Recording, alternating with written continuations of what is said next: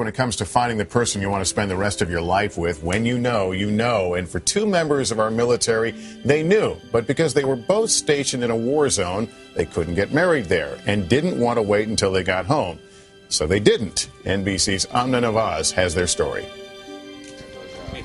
The story of Drew and Michelle began like many others. Just everything clicked. You know, we enjoyed all our time together. It was never a bad moment. She's perfect for me. She makes me, when I'm down, when I'm upset, she's always there for me to pick me back up. But this love story wasn't so simple.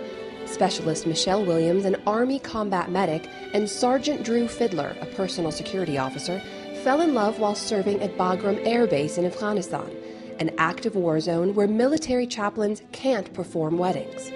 It was pretty scary to think about if something happened to one of us, we wouldn't even know, and not being able to go see them or find out for a long time just because we're not married. So the couple got creative. They hit the internet and found Minister Marty Stuhler offering something called a double proxy marriage service in Montana. It just means that neither one needs to show up to their own wedding. The service dates back to Montana's mining boom in the 1800s, when miners needed a legal way to marry fiancés from far away. The answer? Local proxies stand in to say the vows. The modern twist on this old law is that more and more military couples are now making use of it. Stuhler says in the last 5 years he's performed nearly 1,200 double proxy ceremonies, and 99% of them have been for members of the armed services. For Drew and Michelle to start their next chapter together, it would mean sending in paperwork and letting two strangers stand in for them on their wedding day. I was thinking about she'd never go for it, you know. Why is that? You know, any girl wants to have a dream wedding. Of course, when you're growing up, you picture flowers and, you know, delicious food and cake and just, you know, decorations and all that kind of nice stuff. A sacrifice they were both willing to make. The purpose of getting married isn't for the party itself, it's to be with that person. To give their unconventional love story a happy ending. For today, Amna Nawaz, NBC News, Bagram Air Base.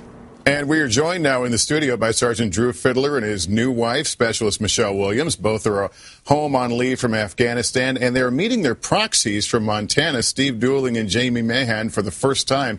Welcome, everyone. Congratulations to you two. Thank you. I love this story. First time you've met, but you've been in contact, right, other than for legal reasons? Yes. Absolutely. You shared some pictures. You guys were on a vacation and shared some pictures back and forth? Right. Michelle actually sent us pictures of their reception, and they were wonderful, so we shared pictures back. All right, Jamie, you've got the certificate, right? I do. What does it say on it? Well, I'll hand it over. It does belong to them now.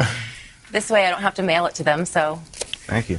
You guys are official. So it says, okay, Jamie for Michelle and then Steve for Drew. So that made it all legal. Yes. Tell me about how this came about. You guys were in a war zone. They don't allow a wedding. Correct. In Afghanistan, in a military base. How did you find out about this option?